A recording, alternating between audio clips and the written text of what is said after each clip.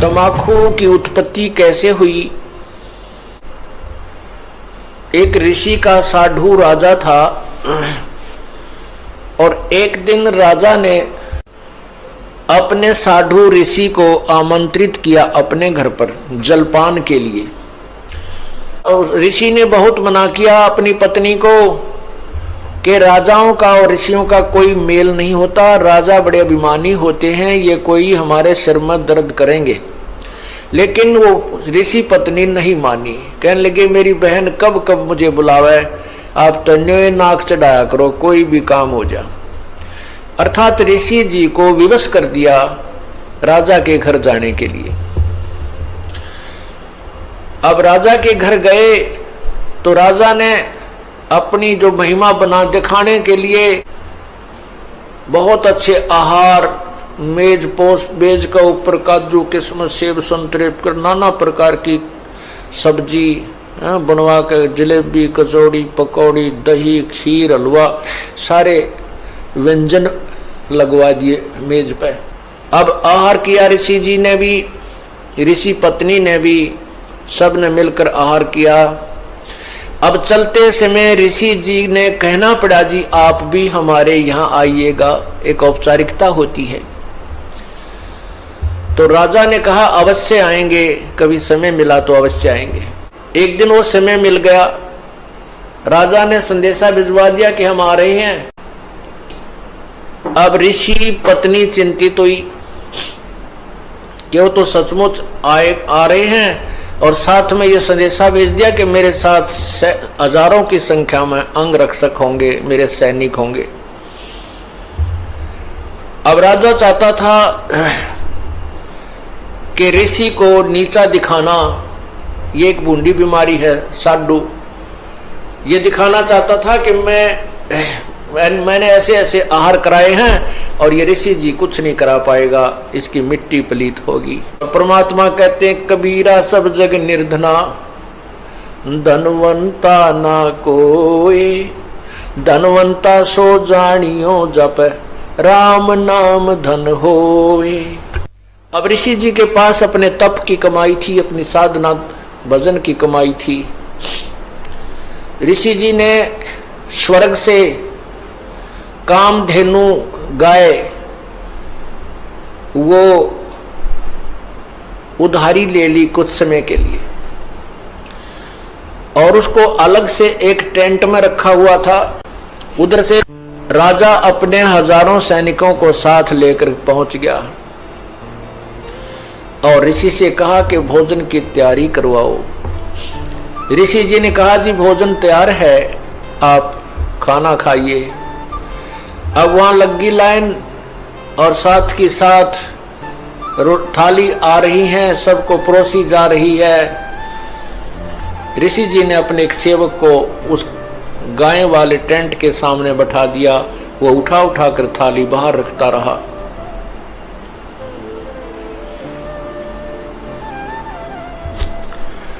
अब जब सब सैनिकों ने खाना खा लिया और ऐसा स्वादिष्ट भोजन उन्होंने कभी नहीं खाया था, तब राजा ने पूछा कि हे ऋषि जी आपके पास ना कहीं कोई भोजन बनाने की व्यवस्था नजर आ रही है, ना कि तक को चूल्हा डाल रखा तुमने, ना कोई हलवाई बुला रखा, ये ऐसा भोजन स्वादिष्ट भोजन कहां से आ रहा है। आया कि मेरे पास एक कामधेनु गाय है और उसमें यह शक्ति होती है कि वो चाहे पूरी पृथ्वी जीव जा भोजन खा ले, पूरी पृथ्वी के प्राणी, तो भी उसका अंत नहीं आता है। तो राजा के अब साधु की यारी दोस्ती इतनी होती है।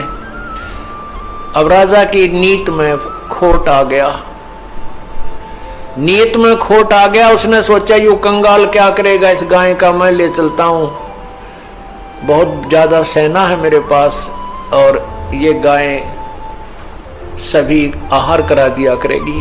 कहने लगा ऋषि जी ये गाय मुझे दे दे, आप क्या करोगे इसकी। ऋषि जी ने कहा ये गाय मेरी नहीं है, मैं उधारी लाया हूं, मैं आपको नहीं दे सकता। तो राजा बोला सैनिकों से कि सैनिकों इस गाय को छीन लो। अब ऋषि सोचता है कि अच्छा नालायक ये तो जबरदस्ती कर रहा है मेरे साथ। तब उस ऋषि ने कहा, हे गौ माता, आप अपने स्वदेश लौट जाइए, मैं विवश हूं। इतना कहते ही वो टेंट के ऊपरले हिस्से को पाड़ती हुई और गाय आकाश की तरफ, स्वर्गलोक की तरफ चल पड़ी। राजा ने गाय को कंडम करके नीचे डालने के लिए तीर मारा, पैर में तीर लगा और कहते हैं वो गाय का खून, रक्त जमीन पर गिरा और गाय चली गई। तो जहां जहां वो खून गाय का गिरा वहीं पर कहते हैं तम्बाकू की उत्पत्ति हुई। अब हिंदू लोग एक तरफ तो माता को इतना प्रिय मानते हैं, गाय को अपना मां के तुल्य आदर देते हैं और फिर मां के खून को पी रहे हैं। क्या बताते हैं, खो नाम खू का तमा नाम गाय, 100 बार सौगंध इसको ना खाए। तमा नाम खू का, खो नाम खून का और तमा नाम गाय, सौगंध 100 बार इसको ना खाए। तम्बाकू, खून, खू का अर्थ है खून, खून, तमाखू, खून। और तमा फारसी का शब्द है, तमा माने गाय होती है। तमाखू यानी गाय का खून। खू नाम खू का, तमा नाम गाय, सौगंध 100 बार इसको ना खाए ना पीवे। कहते हैं आप एक तरफ तो गाय को इतना प्रिय मानते हो, आदरणीय मानते हो, और फिर गाय के खून से उत्पन्न इस तम्बाकू को पीते हो। जितने भी महापुरुष हुए उन्होंने सब विकारों को छुड़वाया है। अब सिख समाज में तम्बाकू कोई प्रयोग नहीं करता, अभी तक भी उन्होंने इस मर्यादा का पालन किया है। लेकिन और सारी बुराई शुरू कर दी, मांस खावा, दारू पीने लगे। देखो बुराई तो सारी त्यागे पार पड़ेंगी। ऐसे ही मुसलमान धर्म के अंदर शराब नहीं छूटे अभी भी, और बाकी मांस खावा, रोका पीवे। हिंदू समाज में बीड़ी, शराब, तम्बाकू और मांस कभी प्रयोग नहीं करते थे। अब हिंदू समाज में कोई मर्यादा ही नहीं रही, सारे काम बिगड़ गए। तो पुण्यात्माओं, ये नए सिरे से समाज सेट किया जाएगा और इसी तरह ये समाज सुधार और आत्म कल्याण प्रारंभ होता है। उन महापुरुषों ने भी कठिन प्रयत्न किए थे, परिश्रम किया था समाज को बुराई से दूर करने के लिए। आज भी वही चल रहा है और बहुत निर्मल समाज बन रहा है। छोटे छोटे बच्चे भी ये पूछते हैं, एक बार मेरा हाथ लग गया, मेरे पापा की गोद में बंडल था, महाराज जी मेरा नाम तो नहीं टूट गया। रो रहा था वो बच्चा। मैं कहा बेटा ऐसे नहीं टूटता, वो तो वैसे लग गया हाथ, गंद का समझ लो भाई, गोबर में हाथ लग जा, धो ले अपने ने। हाँ, उसको उठा के देना, ला के देना, पीने उक्का भरना, उसमें नाम टूट जाएगा, वो खंड हो जाएगा। तो पुण्यात्माओं, जो छोटी सी उम्र में इन बच्चों को ऐसा भाव बन गया कि ये इतनी बुराई है कि इसको हाथ लगने से भी हमारा धार्मिक कर्म बिगड़ जाएगा, तो आने वाली इनकी संतान तो कति देवता पैदा होंगी। ये समाज भी सुधर रहा है और जीव कल्याण का मार्ग भी प्रशस्त हो रहा है। परमात्मा क्या कहते हैं, कबीर जी कहते हैं, हम घर फूक्या अपना और लुका लीन हाथ, उसका घर भी फूक देवा जो चले हमारे साथ। परमात्मा कहते हमने तो अपना घर जला दिया और एक बढ़ता हुआ मसाल हाथ में ले रखा, मिराड मसाल, और उसका भी घर फूक देना, जो हमारे साथ चलेगा उसका भी घर का नाश कर देते हैं। अब यहाँ इस बात को समझना है, कैसे नाश करते हैं। हमारे शरीर में और ज्यादा जो मोह ममता रूपी घर किए हुए हैं, ये अड़ंगा भरा है। कहते हैं जो हमने तो अपना ये घर साफ कर लिया, फूक फाक दिया, इसके अंदर जो कबाड़ भरा था, और उसका घर भी फूक दें जो हमारे साथ, अर्थात हमारा पंथी होगा, हमारा हम सफर होगा, हमारे अनुसार जो चलेगा, उसका भी ये सारा कुबाड़, उसके घर के अंदर का सारा गंद जला देंगे। हम घर फूक्या अपना और लुका लेना हाथ, उसका घर भी फूक देवा जो चले हमारे साथ। एक बार श्री नानक जी अपने दो वो शिष्यों के, विशेष शिष्य थे उनके साथ भ्रमण पर जा रहे थे। एक वृद्धा उनकी बहुत अच्छी सेविका थी, वो उनके वहां रुके। तीनों जने, बुढ़िया ने बड़ी सेवा करी, गाय बांध रखी थी। हाँ, पहले वो जाते थे तो बुढ़िया बहुत ज्यादा समय गुरुजी के पास बैठ करके ज्ञान सुनने में लगाती थी। दूसरी बार जब वो दूसरी तीसरी बार गए तो वह बुढ़िया ने गाय ले ली मोल। गाय लेकर के उसको परवरिश में लगी रहती थी। गुरुजी गए तो उनको अच्छा दूध, गाय का, फिर दही, मक्खन, खूब सेवा की। और गुरुजी के पास थोड़ी बैठे, गाय के संभाल घनी करे और बैठे जब गाय की चर्चा कर दे। गुरुजी, गाय बहुत अच्छी है, इतना दूध देती है, ये तो 2 महीने पहले भी, 1 महीना पहले दूध देना बंद करती है, फिर तुरंत ब्याह जाती है। अब फिर क्या कहती है परमात्मा? जब गुरुजी चलने लगे, सुबह न बोले भगवान करे बुढ़िया तेरी गांव मरियो। बोले भाई ये गांव मरियो, ये आशीर्वाद दे दिया कि परमात्मा रब करे तेरी गांव मरियो। अब बुढ़िया भी गुरुजी के मुंह का न देखे, भाई यूं के कहा, गुरुजी ने अच्छी सेवा करी, दूध पियाया, घी खवाया, गाय कर, ये मरियो। तो आगे चल के वो दोनों शिष्य पूछने लगे, गुरुदेव आपने उस बुढ़िया का दिल तोड़ दिया, वो तो बड़ी खुश हो रही थी गाय को पाल करके, और आपने दुर्शीष दे दी कि उसकी गाय मरे और वो तो बहुत दुखी हो जाएगी। तो गुरुजी बोले, भाई फिर बताऊंगा इस प्रश्न का उत्तर, अभी मैं कुछ नहीं दे सकता।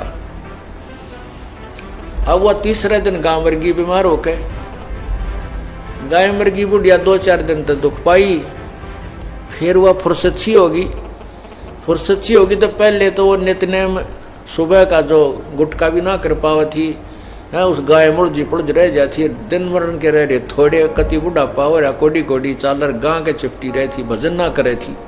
तो फिर वह बुढ़िया ने, वो भजन का समय खूब मिल गया, अपना अच्छा भजन करे, सुबह शाम दोपहर दिन में भी उलगी सी होगी।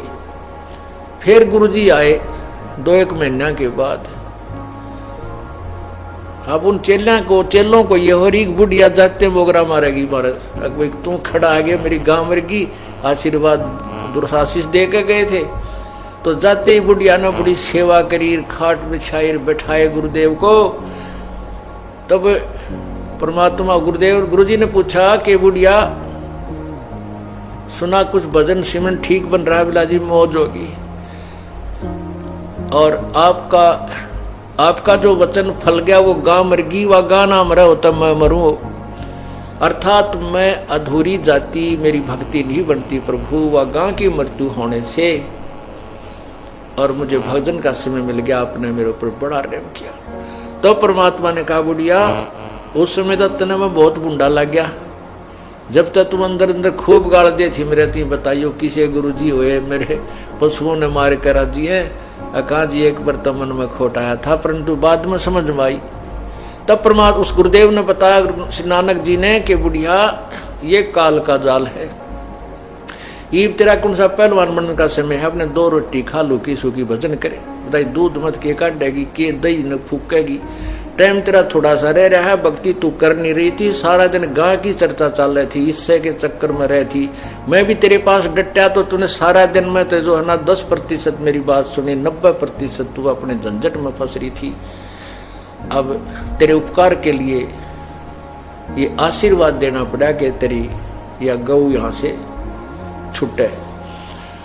तो पुण्यात्मा फिर बुढ़िया का कसूती समझ में आ गई, कि भगवान कति नाश हो गया था, मेरे तो अंतिम समय आ रहा था और कति राम नाम की रुचि रही नहीं थी, गाय मुड़ रही थी। तो पुण्यात्मा संत जो करते हैं वो ठीक करते हैं, भगवान जो करता है वो बहुत अच्छा करता है। उसके लिए क्या बताते हैं कि कोट जन्म तन भर मत होगे, कुछ ना हाथ लगा रे, कुकर सुकर खरबा बोरे कौआ हंस वगारे। कोटि जन्म तू राजा की न मिटी न मन की आशा, और भिक्षक होकर दर दर घूम लिया, ये मिला ना निर्गुण रासा। इंद्र कुबेर इसकी पदवी ब्रह्मा वरुण धर्मराया, और विष्णुनाथ के लोग को जाके फिर भी उल्टा आया। अब उस माई का यह बात समझ में आई तो वो घनी खुश होगी। न बोली बेटा तक गया सो यो तो दुख मेरा भेद है, ये चारों वेद मेरा गुणगान करते हैं। लेकिन उस समय भगवान की वाणी का हमें भरोसा हुआ नहीं, क्योंकि हम उन अज्ञानियों को मैं ऋषि मानने थे। अब इन मैं ऋषियों की जो ना वो नकली, अब इनकी ऊपर का कवर उतार के दिखा दिया, जैसे किसी गधे का ऊपर शेर की खाल डाल रखी थी कुमार ने, और शेर की खाल ऊपर डालकर उसने रात ने छोड़ दिया वो खेतों में, वो आसपास के चनों को गेहूं को खेती को खावे, और रखवाले ऑर्डर के भाग जा, शेर आ गया शेर आ गया। एक कुमार को पता चला इस कहानी का कि इस जंगल में शेर आवे रात ने और फसल खा जाता है। तो उसको कुमार शाना था, उसने सोचा शेर खेती नहीं खाता या कोई और बात पाओगी। तो उसने सोचा कोई कुमार ने गलती गड़बड़ कर रखी है, अपना खोता बढ़िया मजबूत ताकतवर बनाने के लिए खवावा खेती ने। तो उसने गांव वाले से कहा तुम डरो ना, आ जाओ मेरे साथ, ले चलते हैं, पहचान तो करा उसकी शेर है के। तो उसने अपने 2-4 गधे ले जाके उस जंगल के दूसरी साइड छोड़ दिए, और फिर वो शेर आया न दूर तो दिखा, वो शेर वो आ गया वो लग गया खेती वो फसल खाने। रखवाले तो चढ़ गए वृक्षों पर। वो कुमार बोला तुम वृक्षों पर चढ़ जाते हैं, वो सब वृक्षों पर चढ़ गए। थोड़ी देर में वो गधे जो कुमार के थे 5-4 वो लगे अपने राग रमंड बोलने, हो उधर से वो शेर भी लग गया, हो उड़े आ गया अंदर। तो जब पता चला, कहते हैं शेर कार गधे का बोली तो मेरा पट्या करे ऊपर के कवर तो थोड़ा है। तो ये ऋषि थे या अविद्वान थे, इनकी ज्ञान तो पता लगा। अब शेर तो पहले से दाड़ रहा था कबीर परमेश्वर, और ये जिनको हम शेर मान रहे थे ये तो गधे का ऊपर शेर की खाल डाल रखी थी। परमात्मा कहते हैं खरना हुआ केहरी कब हूं, सिंह की खाल उड़ाए। शेर की खाल उड़ाने तो गधा शेर नहीं बन सकता। एक केवल ऊपर के कौर को बदल लिया, मैं ऋषि बनकर बैठ गए, संत बन गए, मंडलेश्वर तिलक ला लिए। इन तो संत नहीं बनते, संत ज्ञान से बनता है। और वो कबीर परमेश्वर थे, पूर्ण ब्रह्म है, सर्वशक्तिमान, सर्व ब्रह्मांडों के रचनहार। ये वही परमात्मा है। हम सुल्तानी नानक तारे दादू को उपदेश दिया, जात दुल्हा भेद नहीं पाया। वो काशी माए कबीर हुआ, वो धानक रूप रहा करतार। बोलो सतगुरुदेव जय हो।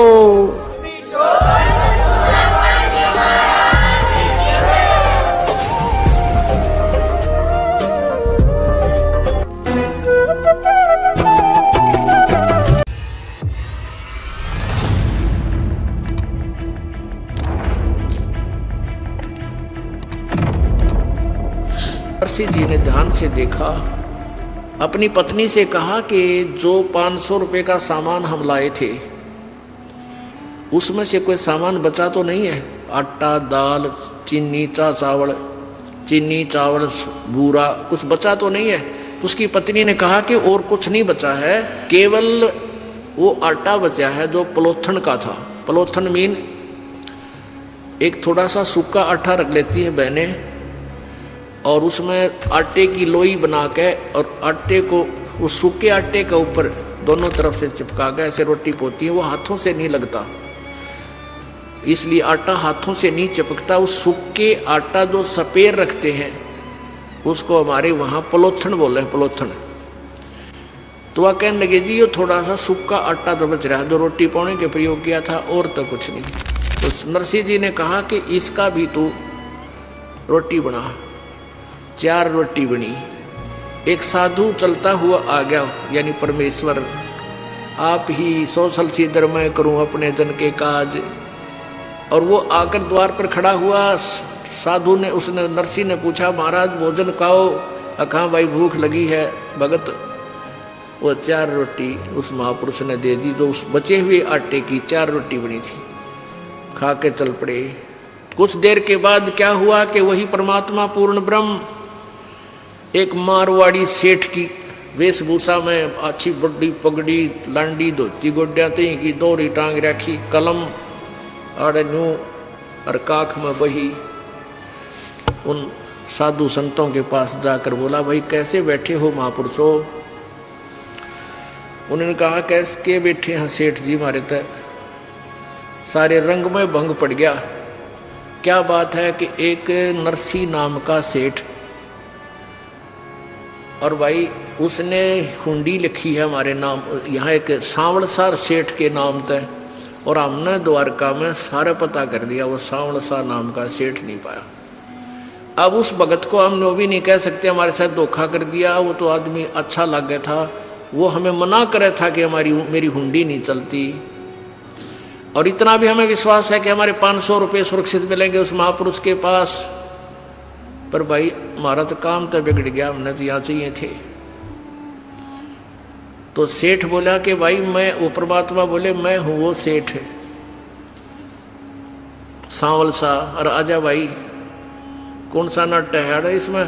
द्वारका में सांवल नाम का सेठ कोई ना, चल उनके सामने नोट गिनूंगा। एक चौराहे पर पल्ला बिछा, बोला लड़ बिछाओ चादर।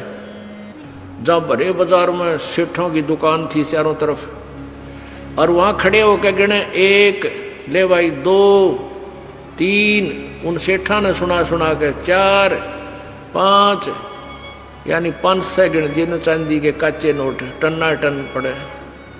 और सारा काशी आसपास के सेठ खड़े होकर देखे, रहे तो 500 रुपये कहाँ से लिया? और नरसी तो भाई कंगाल हो लिया, राज जी सेठ क्यों बावड़ा हो रहा है, इनको पैसे दे रहा है। तो परमात्मा ने कहा, भाई नरसी जी तो कह दिए उसका दास हाजिर रहेगा, चाहे लाखों हुंडी भेज दे, सारी दूंगा उसकी। बोलो सतगुरुदेव। फिर वो,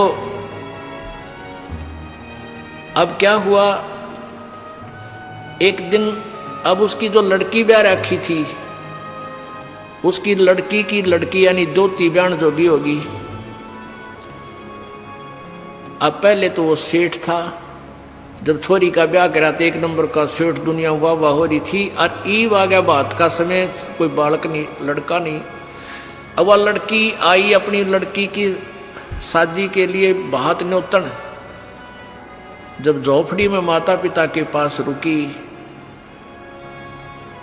तो नरसी कहने लगा, बेटी मैं हूं निर्धन कंगाल, ना मेरे पास कोई दाम, पर आऊंगा बेटी मैं सुमरूंगा राम। अब लड़की चली गई। अब वो दिन निकट आया बात का, अब कोई साथी नहीं होता निर्धन का। सेठ था, जब तक सारे तैयार हो रहे थे, मैं भी चलूंगा थरे बात में, मैं भी चलूंगा बात में, और ईब कोई भी उसकी तरफ गांव नगर का साथ नहीं हुआ। अब उसने बैल मांगे किसी से। अब उधारी चीज गरीब ने आदमी या तो दिया नहीं करे, दिया करे तो कंडम दिया करे। एक ने एक से एक बैल मांगा, एक से दूसरा बैल मांगा, किसी से एक गाड़ी मांगी, बैलगाड़ी वैसी कंडम सी थी, खराब सी, ने बोला जोड़ ले जा भगत जी। अब उसके साथ कोई नहीं चला, 12 अंधे थे, वो उसके पास आते थे, बैठते थे, भगवान की चर्चा करते थे, आसपास के गांव से इकट्ठे हो जाते थे। वो कहने लगे, नरसी हम चलेंगे भाई तेरे बेटी के दोती के बात में, चल पड़े। अब वो बैल ऐसे खराब से थे, कोई सा इधर खींच रहा है, एक इधर खींच रहा है, वह गाड़ी ऐसी टूटी फूटी सी तर्रक मर्रक करती हुई चल रही है, बहुत ही स्लो स्पीड पे। उनको ऐसा लग रहा था कि इस स्पीड पे तो हम मेरे ख्याल में 1 हफ्ता भी नहीं जा सकते उस निश्चित स्थान पे। रास्ते में परमेश्वर आए और एक बढ़ई का रूप बना के, कारीगर का रूप बना के, एक अच्छा लंबा थैला टांग रखा, उसमें आरी नारी दिखे, हथौड़ी, छीनी, हथौड़ी, और वो बरमे परमे सारे बसोले सारे ले रहा। और कहने लगा, भाई गाड़ी वाले मुझे भी बैठा लो आपकी गाड़ी में, मैंने भी इधर जाना है। जहाँ जिस साइड में वो जा रहे थे उसी नगर का नाम ले दिया किसी निकट से का। अब नरसी बोला, भाई गाड़ी में बैठन तो नाटता कोई ना, पर यह गाड़ी चल कोई ना, कति कंडम है, कति बेकार सी है ये, शायद हम तो पहुंचाएंगे कि ना पहुंचेंगे, आप भी दुखी होगे। तो वो कहने लगा परमात्मा कि मैं भाई मिस्त्री हूं, कारीगर हूं, और इसमें घना खराबी को ना मैं ठीक कर लूंगा इसने। अब सेठ नरसी बोला, भाई बात सुन ले कारीगर, ठीक तो कर ले, पर मेरे पास पैसा देना नहीं हूँ, भगवान की महिमा सुना दूंगा तेरे को, भगवान के गुण गा दूंगा, गीत गा दूंगा, शब्द गा दूंगा, और मेरे पास लेन देन में कुछ कोई ना। भगवान बोला, कोई बात ना भाई, मैं भी तो बैठ कर चलूंगा, मैंने पैसे की जरूरत को नहीं। अब वहां चले गए, वहां जाकर के वो बैठा दिए एक अलग से टूटी फूटी सी चौपाट में, क्यों कंगाल आदमी सेठ होता था, बढ़िया जगह धर्मशाला बुक कराते हुए, पता था उनको, कंगाल हो लिया, बेइज्जती करेगा हमारी। अब नाई आ गया बुलान खातिर, बातियों आ जाओ भाई। अब वो अंधे कहने लगे, नरसी ईब तो भाई बात बिगड़ेगी, वहां तो तेरी हुंडी भगवान ने ले ली थी, अरे ईब तो ना आए भगवान, क्या बात होगी। नरसी बोला, भाई उसकी लीला वो ही जाने, अब चलो चलना तो पड़ेगा, न्योता आएगा ही, बड़े बैठे बैठे करांगे के। द्वार पे जाके खड़े हो गए, उधर से समधन खड़ी होगी एक थाली लेके और लोटा लेके, के गालेगा इसमें करवे में। एक पड़ोसन आके बोली, के गाली समझी ने तेरे समझी ने क्या डाला भात में, थाली में तेरी में? इन्हें बोली, डले डाले, डले यू कि मैं डालन जो गे रेस ने नाश कर दिया सारा, मेरी इज्जत का गायक हो गया यू। और इतना ही सुनते ही भगत की आंखें में आंसू आ गए। कहते हैं, पहुंचूंगा क्षण एक में जन अपने के काज, वो परम पिता परमेश्वर पूर्ण ब्रह्म। उसी समय ऊपर आकाश से 2 डले चांदी और सोने के धड़ाक देसी आकर गिरे उसकी थाली में, 2 सोने के चांदी के सोने के डले। वह समझन फिर उल्टी है बड़गी घर में ले, ये 2 डले चांदी के ले लेते, डले मांगे थे।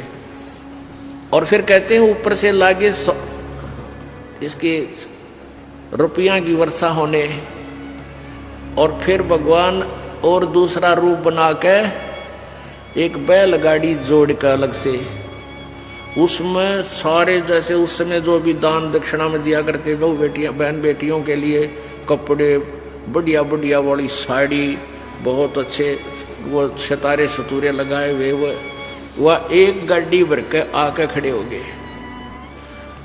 अगले भाई नरसी जी ने भेजा है यो बात के लिए, सामान सारा उतार लो, तुम्हारा उतार लो, छोड़ के गाड़ी जाती रही। अब क्या बताते हैं, नरसिला की हुंडी झाली सांवल सा कहाया, दोती का बात भया जब, दोती का ब्याह भया जब भात भरण को आया। अब कौन आया था? वो तो कृष्ण जी ने माना था, कृष्ण जी भर गया, कृष्ण जी कर गया, कृष्ण जी नहीं, जगत का पेखना पेखा, धनी का नाम ना लेखा। एक दूसरे का नाम लेते रहे तुम, जो करने वाला था उसका पता भी नहीं था। गाड़ी आले मन बैठा ले, एक बहो गाड़ी था में बाहर में हार लिया। गाड़ी आले मन बैठा ले, एक बहो गाड़ी था में बाहर में हार लिया। परमात्मा जब एक खाती बन के, मिस्त्री बन के, कारीगर बन के आके खड़ा हो गया ने बोला भाई मैं थक गया, तुम्हारा हम सफर हूं, मुझे भी बैठा लो। तो भगत और भगवान की एक वार्ता किसी कवि ने, क्योंकि वो कृष्ण मान रहा था जिसने ये शब्द बनाया है, हमने यथार्थ ज्ञान पता हो गया है, फिर भी हम उस मालिक की महिमा का गुणगान किसी भी रूप में करें, हमारी सोई वहीं जाएगी जहां हम समझ चुके हैं। क्या बोले भगवान, गाड़ी आले मन बैठा ले, एक बहो गाड़ी थाम भाई रे मैं हार लिया। गाड़ी आले मन बैठा ले, एक बहो गाड़ी थाम भाई रे मैं हार लिया। नरसिंह जी जब न्यो बोला, ये गाड़ी मेरी पुरानी है। नरसिंह जी जब न्यो बोले, या गाड़ी मेरी पुरानी है। कृष्ण जी फिर न्यो बोले, भाई के मेरे ते छानी है। कृष्ण जी फिर न्यो बोले, ये क्या मेरे ते छानी है। नाम कृष्ण जात का खाती में जानू, सारा काम भाई रे मैं हार लिया। गाड़ी आले मन बिठा ले, एक बहो गाड़ी थाम भाई रे मैं हार लिया। प्रभु जी फिर लगे संवारण, ले हाथ में आरी जी। प्रभु जी जब लगे संवारण, ले हाथ में आरी जी। नरसिंह जी की वा टूटी गाड़ी, अरने आप समारी जी। नरसिंह जी की वा टूटी गाड़ी, हरने आप समारी जी। नरसिंह बोला मैं शब्द सुना दूं, भाई ना देवण न दाम भाई रे मैं हार लिया। गाड़ी आड़े मन बिठा ले, एक बहो गाड़ी थाम भाई रे मैं हार लिया।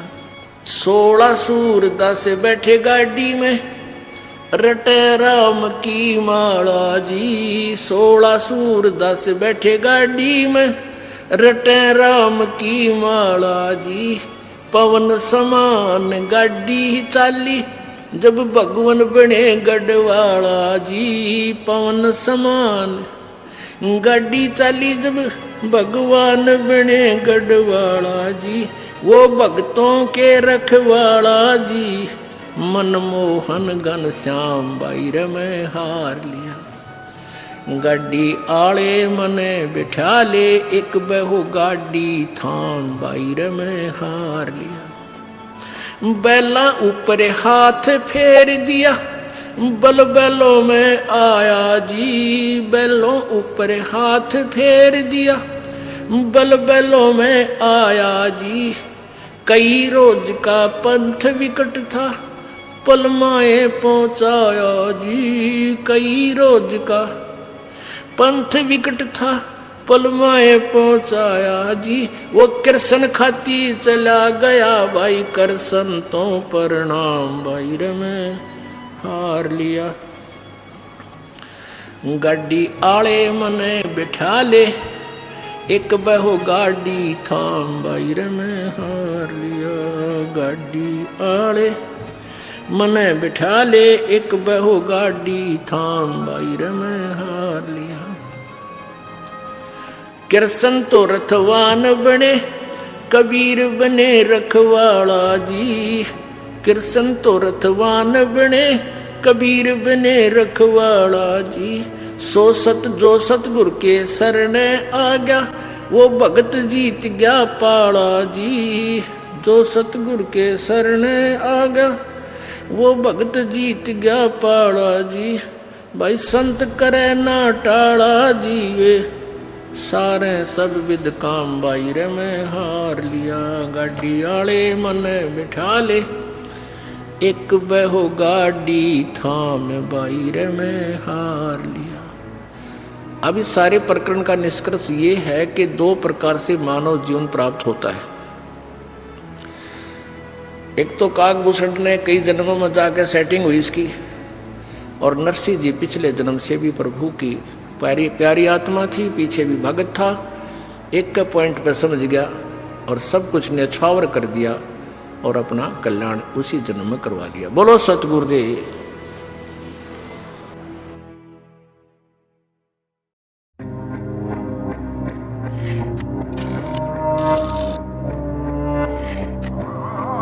एक समय 5 अंधे थे और उन्होंने सुना कि भाई गांव में हाथी आया हुआ है, तो वो कहने लगे, वो आपस में उन्हें सलाह करी चल हाथी देख कर आते हैं। वो चले जा रहे थे, आगे से उन्होंने किसी ने बताया भाई हम हाथी देखेंगे। तो वो आदमी बोले, भाई हाथी के ऊपर देखोगे तुम आंख ना और नियन दो। वो कहने लगे, भाई मारे हाथ आँखों का काम करें, हमने नो बता दो हाथी किसी है, हम हाथ ला कर उन्हें आइडिया लगा लेंगे। तो उस आँखों वाले आदमी ने हाथी के पास छोड़ दिए। तो हाथी के चारों तरफ घूम गए हुए 5 अंधे। एक अंधे ने तो सूंड के ऊपर का हाथ फेरा, नो ये हाथ फेर रहा है, आगे हाथ हट गया तो वहीं रुक गया। एक ने पैरों को का आइडिया लगा लिया, पैरों के ऊपर का हाथ फेर कर देख लिया कि भाई जैसा भी उसने अंदाजा लाया। और तीसरे ने कान देख लिए, काना के ऊपर हाथ फेर दिया। और चौथे ने उसकी दूम पूछड़ ठहगी, उसने हाथ फेरा ऊपर तीन देख लिया, कहा इतना गाथी हो से। और 5वें ने उसके पेट पे हाथ फेर लिया, आगे हाथ पिछले पैर हट गए, उस तक अगले हाथ कट गए, उसने हिसाब ला लिया हाथी ईसाई हो से। अब वो आपस में डिस्कस करते हुए आ रहे हैं रास्ते में और कहते हैं, भाई हाथी बेकमाल है, हाथी के हाथी पड़ा था। तो एक कहने लगा, भाई हाथी के देखा, जिसने सूंड देखी थी, सूंड का आइडिया लगाया था उसका, वो कहे भाई हाथी बताऊं किसा हो से, बता हाथी हो से पाइप कैसा, क्योंकि उसने सूंड का देख रखा था, आगे हाथ गए नहीं, उसने सोच लिया इतना ही हाथी से। और जिसने पैर देखे थे वो कहने लगे, हाथी तू गलत बता रहा, मैं बताता हूँ हाथी कैसा था। कैसा था? हाथी से भाई थांब कैसा, ये पिलर होते हैं ना, पिलर गोल गोल पिलर होया करते पहले अपने गांवों में, उसने थांब बोलिया करे। तीसरा जिसने वो कान देख रखे थे वो कहने लगा, भाई तुम गलत कह रहे हो, मैं बताऊं हाथी किसा, हाथी हो छाज कैसा। उसने वो कान देख रखे इतने बड़े, उनका एस्टिमेट ला रहा था हाथा तक, हाथी हो से भाई छाज कैसा। अब चौथा बोला, तुम भाई गलत कह रहे हो, हाथी हो से पटे कैसा। उसने वो दूम देख रखी थी, वो इतना पूछड़ सा, उसने नो हिसाब सा ला के देख लिया, हाथी तो भाई पटे कैसा होता है, पटे जैसा। पांचवा बोला, नहीं भाई तुम गलत कह रहे हो, हाथी हो से बिटौड़े कैसा। उसने पेट पे हाथ फेर रखा था। बिटौड़ा बोले हरियाणा में उपले धरण का एक ऊंचा सा बना देते हैं, उपले यानी गोसे सटो करा कर उसमें, और उसके ऊपर का गोबर की ही प्लास्टर कर देते हैं, वो खरदरा सा होता है, अनइवन सा सरफेस होता है उसका, ऐसा ही हाथी का होता है। तो उसने जो पेट पे हाथ फेर का रहा था, उन्होंने बोला हाथी हो से बिटौड़े कैसा। अब वो पांचों लड़े, नहीं तुझे नहीं मालूम, मैं ठीक कह रहा हूँ। तो वो कह नहीं तुझे नहीं मालूम, मैं सही कह रहा हूँ, मैं देखा है अपने, मैंने खूब अनुभव किया। अब उनको आंखों वाला समझाता है कि सूरदासो ये सारा मिला का हाथी है, तुम तो खाम खान लड़ रहे हो। तो पुण्यात्माओं, ब्रह्मा विष्णु महेश और ब्रह्म और परब्रह्म और पूर्ण ब्रह्म, ये उस परमेश्वर के अंग हैं, ये अलग नहीं है। ये अनुभवहीन ज्ञानहीन लोग लड़ाई करते थे उन अंधों की तरह। कोई कहे ब्रह्मा विष्णु महेश फाइनल गॉड है, कोई कहना ब्रह्म तो ऊपर कुछ है को ना, बस परब्रह्म पूर्ण है। वो तो पूर्ण परमात्मा परमेश्वर कबीर जी ने हमें डिफाइन किया और सबकी सतिथि बता कर हमें तत्व ज्ञान दिया। अब हमें पता चला कि पूर्ण परमात्मा कैसा है। 2D एनिमेशन, संत रामपाल जी महाराज के सत्संग प्रवचनों का अंश मात्र है। संपूर्ण आध्यात्मिक ज्ञान प्राप्त करने के लिए अवश्य सुनिए संत रामपाल जी महाराज जी के